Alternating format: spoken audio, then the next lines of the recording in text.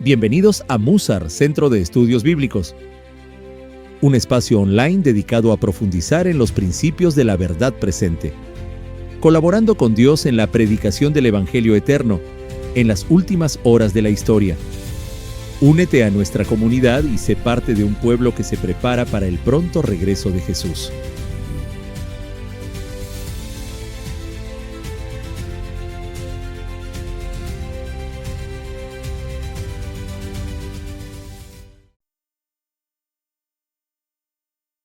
Hola, ¿qué tal amigos? Vamos a continuar con esta clase de los principios de interpretación profética y comenzamos en la clase anterior con algunas leyes que son importantes para tener en cuenta al momento de estudiar libros proféticos como el libro de Daniel y Apocalipsis. Ayer estudiamos Cristo como el centro de toda la profecía, la Biblia como su propio intérprete. Hablamos del principio de la repetición y ampliación y hablamos también de la ley del primero y el último. Y vamos a continuar con eso. La siguiente ley que vamos a ver es la ley de la primera aparición o de la primera mención. Pero antes de hacerlo, vamos a pedir la dirección de Dios. Querido Dios y Padre bueno, gracias te damos una vez más por la oportunidad de seguir con una clase de Musar, de este curso, Señor, de hermenéutica bíblica. Señor, solo somos siervos tuyos, nuestra comprensión es muy limitada. Y pido, Señor, para que nos ayudes a comprender las cosas profundas de tu ley. En el nombre de Jesús. Amén. Muy bien, la ley de la primera aparición o de la primera mención. ¿Qué es eso? Esta es muy similar a la que vimos a la clase anterior, la última, que es el primero y el último. Solo que en esta no estamos buscando el último. En esta solo nos estamos enfocando en cuando algo se menciona por primera vez. Ayer les alcancé a dar un ejemplo, como el concepto de temer a Dios, la primera vez que aparece en la Biblia, como tal, la frase, es en Génesis 22, cuando a Abraham se le pide que entregue a su hijo, su único hijo, a quien él ama. Y cuando estaba a punto de matar a su hijo, pues el ángel detiene su mano y le dice, no lo hagas, no hagas daño a tu hijo, porque ahora sabemos que temes a Jehová. O sea que cuando se estudia temer a Dios, desde esa perspectiva, vemos que el que teme a Dios está dispuesto a obedecerle, aún incluso entregando aquello que en sí no es malo, pero que Dios pide. A Abraham no se le pidió que entregara algo malo. O sea que es más allá que simplemente abandonar el pecado. Temer a Dios es una entrega completa a su voluntad cuando aparentemente no lo entendemos. Cuando lo que se nos pide es completamente una locura. Ese concepto del temor de Dios hace eco y se ve por el resto de las escrituras y es importante al momento de estudiar el mensaje del primer ángel. Entonces, al interpretar las últimas partes de la Biblia, de los libros proféticos, con frecuencia pueden ser interpretadas al entender cómo se usan por primera vez en la Biblia. Acá hay otros ejemplos. La preparación para el Armagedón en Apocalipsis 16:15 es estar vestidos. Nos dice, bienaventurado el que vela y guarda sus vestiduras para que no ande desnudo y vean su vergüenza. Entonces, si usted está estudiando ese texto y aplica esta ley, usted haría la siguiente pregunta. Bueno, aquí nos hablan de estar desnudos, es decir, para el día del Armagedón no se nos puede hallar desnudos. Usted quiere entender eso de la desnudez en la Biblia. Entonces, si usted se hace la pregunta, ¿cuándo es la primera vez que vemos desnudez en la Biblia? Pues desde luego es en Génesis. Vemos a Adán y Eva desnudos. ¿Por qué estaban desnudos? La respuesta es la misma que la de aquellos que al final de los tiempos se avergonzarán. Es por el pecado. Es decir, para estar listos para el Armagedón debemos ser hallados sin pecado. Miren qué sencillo. Nada más cogimos esos dos textos y llegamos a una conclusión muy práctica, muy importante para nosotros aplicar a nuestra vida. Esto es muy útil también cuando usted predica, cuando usted da un estudio bíblico. La ley de la primera aparición, yo la uso mucho. Muy útil, muy importante. La ley de los nombres. Esta Esta es bien buena también. Em, los nombres en la Biblia tienen un significado profundo y una importancia sobre los libros de la Biblia, las personas, los lugares o las cosas. Si usted ha leído el libro de Génesis, usted va a mirar cómo en el libro de Génesis los nombres son tan importantes. Donde se construía un altar o donde Dios hacía algo, se nombraba ese lugar y se le daba un nombre. Los nombres de los 10 primeros patriarcas, o de los 7 primeros, perdón, hasta Enoc. Muy importante esos nombres. Eh, el significado, cuando usted va al significado de esos nombres, hay un mensaje allí bien, bien bonito. Los nombres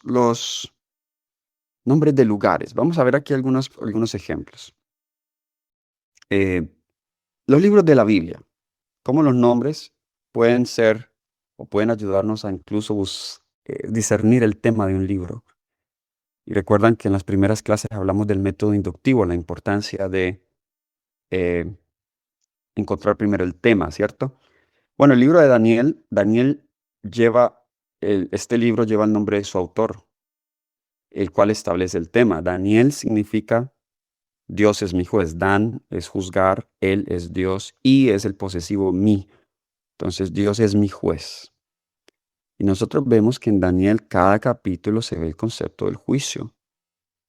Daniel 1, juicio sobre Judá. Babilonia toma cautivo, destruye Judá, lleva a algunos jóvenes cautivos. En Daniel capítulo 2 vemos el juicio sobre las naciones del mundo, en la imagen que el rey ve. En Daniel capítulo 3 vemos el juicio de Dios vindicado en esos 3 jóvenes hebreos que no son quemados en el horno.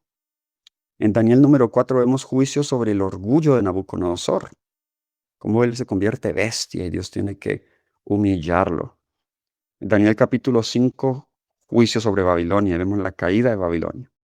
En Daniel capítulo 6, de nuevo el juicio de Dios vindicado, esta vez en Daniel, que sale intacto en el foso de los leones, por adorar a Dios. Daniel capítulo 7, juicio sobre el cuerno pequeño, ahí se concentra Daniel 7. Daniel 8, el clímax de Daniel 8 es la purificación del santuario, que es el juicio investigador. En Daniel 9 es el juicio, de nuevo, el juicio sobre la nación judía. Noten que incluso hay un quiasmo ahí que se está repitiendo. 70 semanas están determinadas sobre tu pueblo, es decir, el pueblo de Daniel era el pueblo judío. Pero también nos habla de la venida del juez, Daniel 9, que es ese Mesías que vendría a juzgar. Daniel capítulo 10 es la visión y la revelación del juez.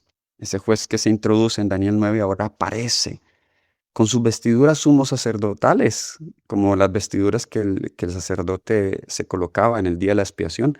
Así es que lo ve Daniel en Daniel 10. Daniel 11, juicio sobre el rey del norte. Y Daniel 12, la liberación final del pueblo de Dios al final del juicio. Entonces, noten cómo el tema del juicio, cada uno de los capítulos se ve. Y eso lo vemos con el nombre de Daniel. Personas. Jesús, por ejemplo, se presenta a las 7 iglesias en una variedad de formas. A la Odisea se presenta como el testigo fiel y verdadero. Y eso está relacionado con la experiencia de la Odisea. En el capítulo 19, 11, Él es el fiel y verdadero en guerra y juicio. Y en el capítulo de Apocalipsis 22, 6, la palabra de un profeta, el testimonio de Jesús son fieles y verdaderas. Así Jesús es el testigo fiel y verdadero en guerra, juicio y en palabra que Él da a sus profetas.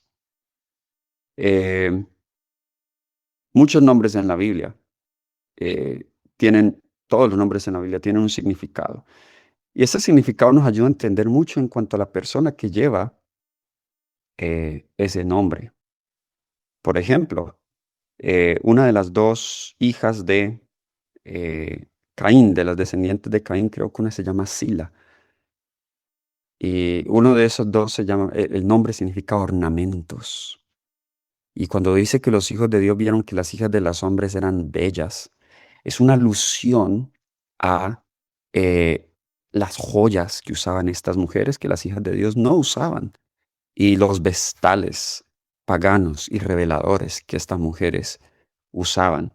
Entonces, vemos cómo al utilizar la ley de los nombres, nosotros podemos incluso mirar el carácter de una persona. Los lugares, la Odisea, por ejemplo, volviendo al ejemplo de la Odisea, significa juicio del pueblo, un pueblo juzgado. Y el nombre describe la situación del pueblo en la iglesia durante este periodo. Esta es la iglesia que va a vivir durante el tiempo del juicio, la iglesia de la Odisea. ¿Ok? Así que la ley de los nombres, Jesús significa Jehová salva, describe la misión de Jesús aquí en el mundo. ¿Ok? Babel, confusión. Como nosotros vemos Babilonia, todo lo que tenga que ver con Babilonia es confusión. ¿Ok? Ahora, hay otro principio, otra ley, que es la ley de las profecías condicionales no cumplidas. ¿Qué es eso? Esto ha llevado a muchos a incluso decir que algunas porciones de la Biblia son inspiradas y otras no. Porque hay profecías en la Biblia que para su sorpresa nunca se cumplieron. Les doy algunos ejemplos. Los últimos 8 capítulos de Ezequiel nunca se cumplieron. Allí Ezequiel predice la construcción de un templo inmenso, ¿ok? que se construiría después del exilio. Nunca se construyó ese templo, ni con esas proporciones. Entonces, ¿por qué esas profecías existen? Jonás. Jonás profetizó que Nínive sería destruida en 40 días. Nunca sucedió. ¿Significa que estos profetas eran falsos profetas? No. Las profecías clásicas que ya hablamos son muy típicas, utilizan este principio. Eh, ¿Por qué se le llaman condicionales? Porque para que la profecía se cumpla, deben también cumplirse ciertas condiciones. Y en algunos casos estas condiciones no se cumplen. Pero el cumplimiento final se reserva ya de manera espiritual y global. Es decir, el cumplimiento no se da en su contexto inmediato literal, pero hay elementos de esa profecía que se cumplen de manera global. La profecía de Gog y Magog, esas naciones, de acuerdo a mi conocimiento y de la historia, nunca atacaron a Israel. Esa profecía no se cumplió en Ezequiel 38 y 39. ¿Por qué? Porque el pueblo no cumplió las condiciones de Ezequiel 36 y 37, que es el nuevo corazón. Es decir, estos enemigos los hubieran atacado como resultado de Israel ser una nación santa, pero Israel no cumplió esa condición, así que no instigó el odio de estas naciones. Nosotros vemos, me han hecho mucho la pregunta a mí, por ejemplo, en Isaías 65 hay una, hay una, hay un pasaje que para muchas personas es eh, muy confuso. Vamos a ver si yo lo encuentro acá. Eh, Isaías 65, versículo 20. No habrá ya más niño que muera de pocos días. Y si usted mira en el contexto, desde el 17 está hablando de los cielos nuevos y la tierra nueva. Dice, no habrá más niño que muera de pocos días, ni viejo que sus días no cumpla, sino que el niño morirá de 100 años y el pecador de 100 años será maldito. Algunos dicen, pero ¿cómo es posible que van a morir niños en los cielos nuevos y en la tierra nueva? Si esa pregunta se han hecho. Entendiendo que el libro de Isaías es un libro clásico, la profecía clásica. La profecía clásica para recordar es que el profeta está hablando para su tiempo, pero también para los últimos días. Esta profecía no se cumplió. Hay algunos detalles que en otras palabras, no todos los detalles, los más mínimos, van a tener doble cumplimiento. Creo que eso ya lo había explicado. Y lo hice con la historia de Noé. Jesús dijo, como en los días de Noé, así también será la venida del Hijo del Hombre. Pero en los últimos días no vamos a tener que construir un barco, ¿sí?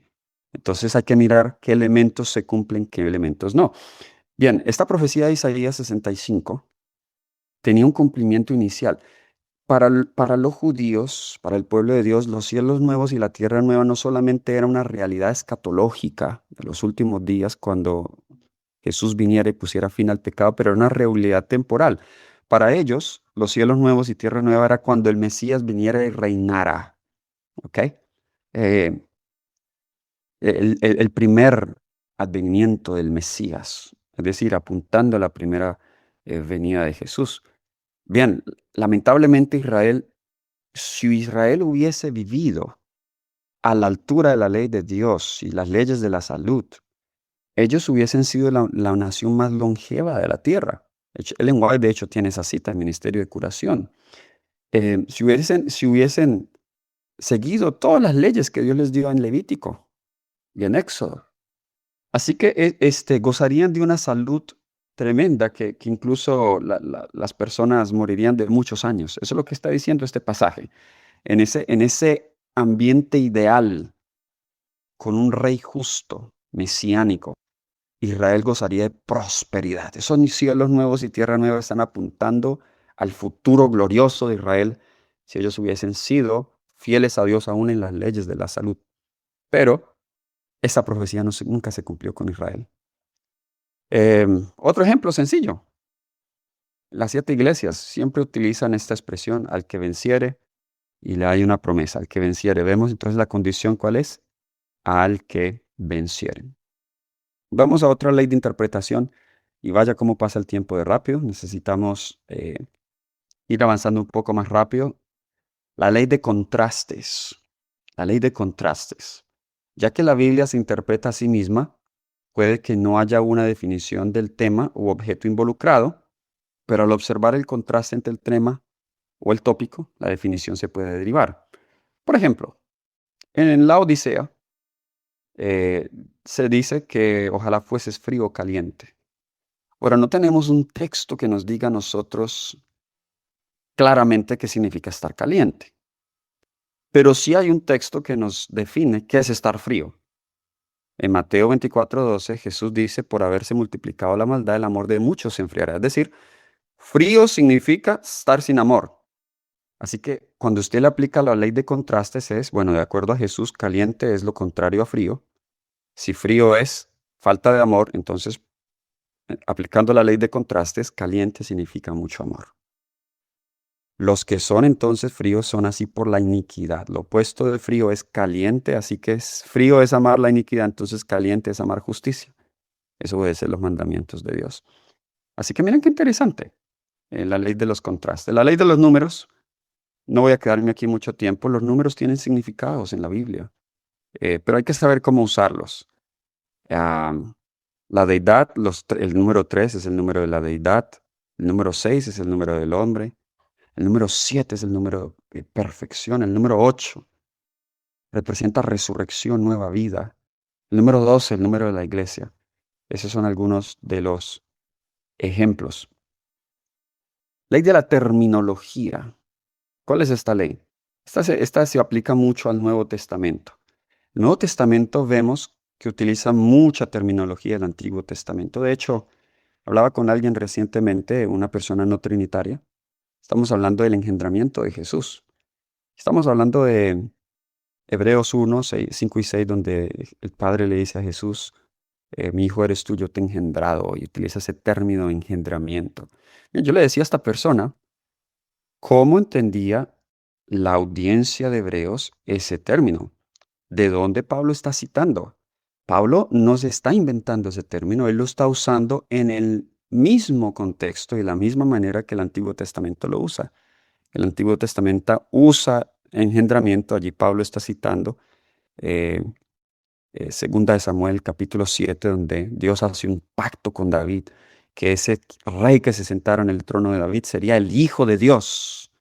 Yo le sería él por padre. Así que el engendramiento allí tiene que ver más con una función de alguien tomando un papel de rey. Entonces, esa es la ley de la terminología. En el Antiguo Testamento leemos, ahora pues, si dieres oído a mi voz, guardaréis mi pacto, vosotros me seréis mi especial tesoro sobre todos los pueblos, porque mía es toda la tierra. Esto se habla en relación al pueblo de Israel literal. Esas mismas palabras se utilizan ahora al Israel espiritual. En 1 de Pedro 2:9, donde se habla linaje escogido, real sacerdocio, nación santa, pueblo adquirido por Dios. Pero se habla ya de una manera espiritual. Ley de la omisión enfática. Am, la Biblia a veces presenta ciertos patrones que se repiten, pero en algunos casos hay ausencia de uno de los patrones. Esa ausencia debería llamarnos la atención y decir, bueno, ¿por qué falta este elemento en esa secuencia que sí está en otros lugares de la Biblia? La ausencia de ese elemento debería a nosotros llamarnos la atención y estudiar por qué no está allí. Por ejemplo, en Daniel 2 están 4 reinos: Babilonia, Medo-Persia, Grecia y Roma. Daniel 7, los mismos 4 reinos están allí, pero Daniel 8 ya no tiene ni a Babilonia, tiene a Medo-Persia, tiene a Grecia, pero Roma aparece de una manera muy ambigua. ¿Por qué falta Babilonia allí? ¿Por qué falta Babilonia en Daniel 11? Esa es la omisión enfática.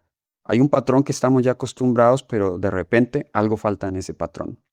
En las 7 iglesias estamos acostumbrados a siempre ver la introducción de Jesús, las buenas obras, luego las malas obras, etc. Pero en la iglesia de Esmirna vemos que falta algo, y en la iglesia de Filadelfia no hay reprensión. Así que la omisión de la reprensión nos habla de la experiencia de los creyentes durante ese periodo. Así que esa es la ley de la omisión enfática. Busque patrones y miren si alguien falta en ese patrón. Por ejemplo, la lista de los 144,000 en Apocalipsis 7, ahí faltan la tribu de Dan y la tribu de Efraín. ¿Por qué ellos faltan? ¿Por qué en otras listas están y por qué ahí no está? Esa ausencia, siempre, esa pregunta que nosotros hacemos de por qué algo falta, nos va a llevar a un estudio muy rico y enriquecedor. La ley de la importancia, está muy importante.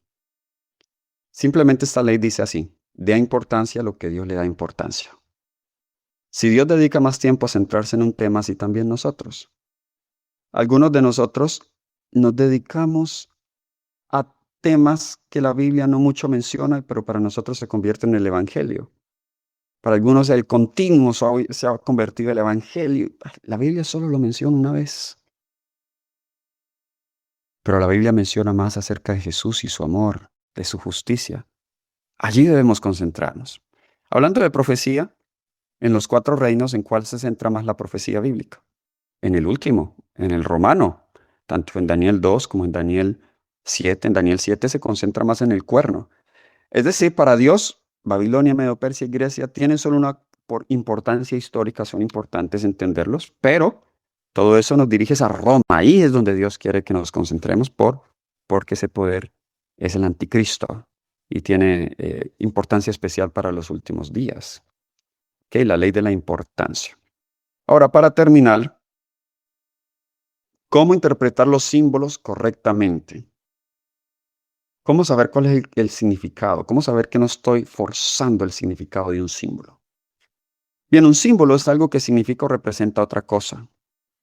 Por ejemplo, en nuestro lenguaje actual, el león representa el coraje, el cordero representa la mansedumbre, la rama de olivo representa la paz, la representa el cristianismo. Con frecuencia usamos el lenguaje simbólico en el habla cotidiana. Por ejemplo, decimos feo como el pecado, fácil como el pastel, blanco como la nieve. Un símbolo es una similitud, es una comparación, una analogía. Los símbolos no pueden tomarse al pie de la letra, tienen un significado más allá de sí mismos. Las parábolas de Jesús, por ejemplo, se expresan en lenguaje simbólico. Frecuentemente Jesús usó las parábolas tales como o semejante, el reino de Dios es semejante a, para hablar del carácter simbólico de las parábolas. Así que cada símbolo tiene un significado literal y un valor simbólico. El lenguaje de signos es un lenguaje simbólico donde cada signo representa un concepto particular. ¿A qué me refiero con que cada símbolo tiene un significado literal y un valor simbólico? Bien, el cordero tiene un significado literal, era un animal de sacrificio. ¿Ok? ¿Cuál es su valor simbólico? Apunta a Jesús, quien iba a ser nuestro mayor sacrificio. No los elementos del animal, El animal, sin ser sacrílego con nuestro Señor Jesús, Jesús no iba a ser en semejanza de un animal con 4 patas. No, así que no es eso lo que simboliza Cristo. Es el hecho de que era usado como un sacrificio. ¿Ok? Ahora, debemos distinguir entre símbolos vivos y muertos. Un símbolo vivo es uno que usamos hoy y por lo tanto tiene un significado contemporáneo para nosotros. Pero un símbolo muerto fue usado en el pasado y ha perdido su significado. Eh, em, por ejemplo, hoy el águila no representa lo mismo que representaba en los tiempos bíblicos. Está muy asociada con Estados Unidos y también con el Imperio Romano, el águila, ¿cierto?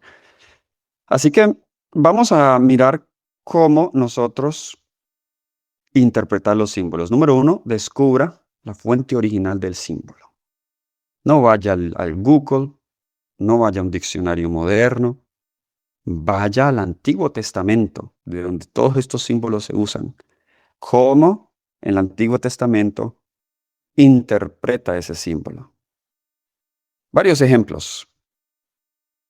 Aquí están los ejemplos. Un león puede representar a Babilonia, ahí están las referencias, a Cristo o a Satanás.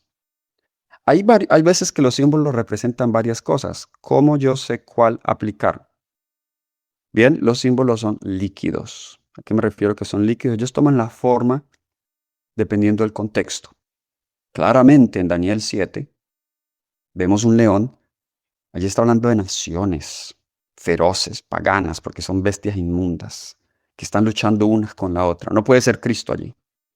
Quizás sea Satanás. Pero la que mejor encaja es Babilonia.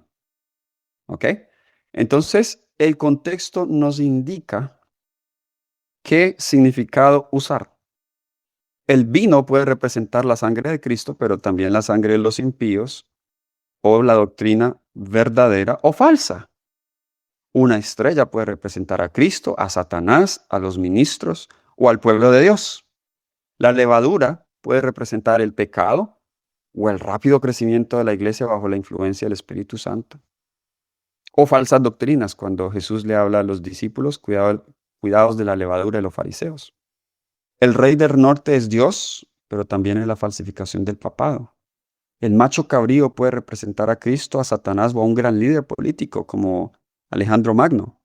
Una espada puede representar la palabra de Dios o el poder civil. Entonces, cuando dice que la bestia recibió una herida mortal con una espada, en ese caso no puede ser la Biblia. La Biblia no le dio la herida mortal a la bestia, fue el poder civil. La expresión hijos de Dios puede referirse a ángeles o al pueblo fiel de Dios. Entonces, cuando Génesis 6 dice, los hijos de Dios vieron que las hijas de los hombres eran hermosas, algunos dicen, esos son ángeles que tuvieron relaciones sexuales con las mujeres y salieron los nefilim, los gigantes. Pero no, lo que mejor encaja allí no son ángeles, allí en ese caso son los hijos fieles de Dios. Si los hijos de Dios son los hijos fieles de Dios, entonces las hijas de los hombres son los infieles. Hay una amalgamación entre, un yugo desigual entre fieles e infieles. ¿Okay? Así que no debemos aislar los símbolos de su contexto. Debemos buscar en el contexto cómo mejor se aplique. No pierdas de vista el bosque por los árboles. Busque las características principales del símbolo y luego aplíquelas. El símbolo no es exactamente igual a la realidad, solo las características principales. Y evite la tentación de darle significados contemporáneos a los símbolos. ¿Ok? Por ejemplo, el oso de Daniel 7 no representa Rusia, simplemente porque Rusia tiene un oso como símbolo nacional. El león no representa Inglaterra, simplemente porque el león es el símbolo nacional de Inglaterra. Y así sucesivamente. Entonces, ¿qué más puede ser simbólico? Las personas son simbólicas.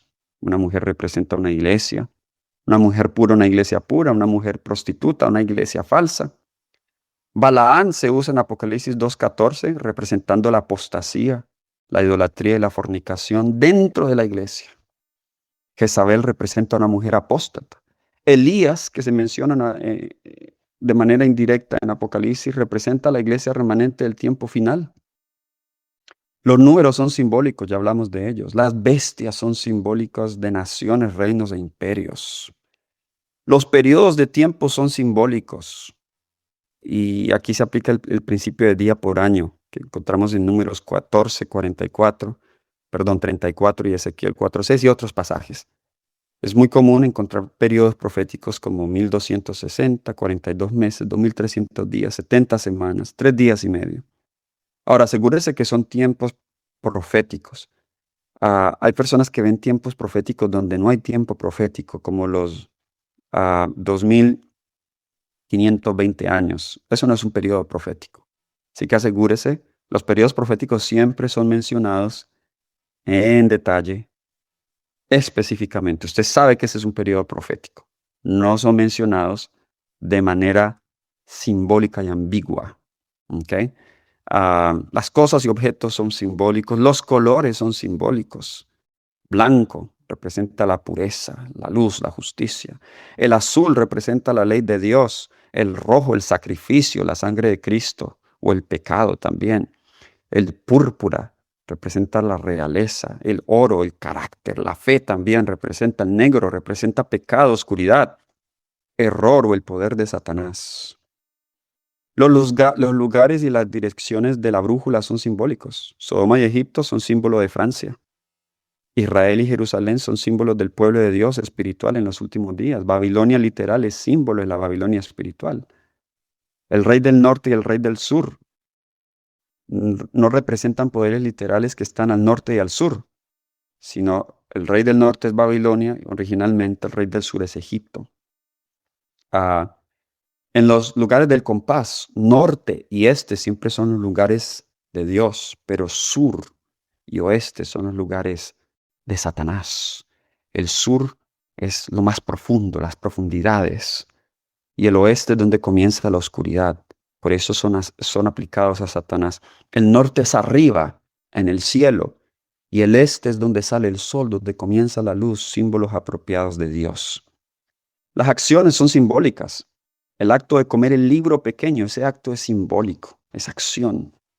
Una mujer que actúa en forma adúltera representa una iglesia que está en relaciones ilícitas con los poderes civiles del mundo.